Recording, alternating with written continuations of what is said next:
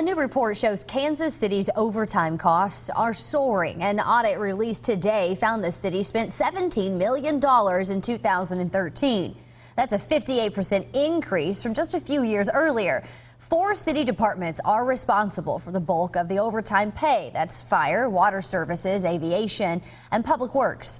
Investigator Ryan Kath asked what city leaders are doing to stop this rising expense. He joins us now live. Ryan? Jadian, as a taxpayer, higher overtime costs don't mean the city is spending more of your money. Those long hours can also affect your safety. Besides clearing the streets after a snowstorm, the city racks up a lot of overtime costs repairing sinkholes or fixing water main breaks.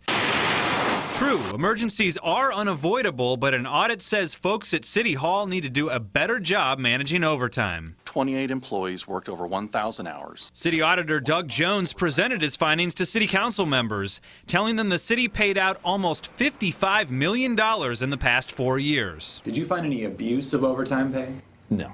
But Jones told us he did find plenty of errors, along with a failure to closely track overtime budgets. Consistently inconsistent might be one thing to say. There are some departments that are doing it and some that are not. Kansas City's fire department, which took over ambulance services in 2010, had the highest overtime costs. In one stunning example, a firefighter who also worked as a paramedic averaged 58 hours of overtime per week. I would not want to have my heart attack and have him respond when that's on the 25th straight shift he's worked. John Sharp, who chairs the Public Safety Committee, said it's an unintended consequence of budget cuts. You may think you're saving a lot of money, but then if you have certain things you have to do, you end up spending more in overtime, so sometimes those savings are illusionary. Kansas City's fire chief told me a new directive prevents consecutive ambulance shifts for his workers. He also said the city just hired 13 new paramedics, which should help his department from bleeding out so much overtime pay. The chief added that it's an issue he takes very seriously.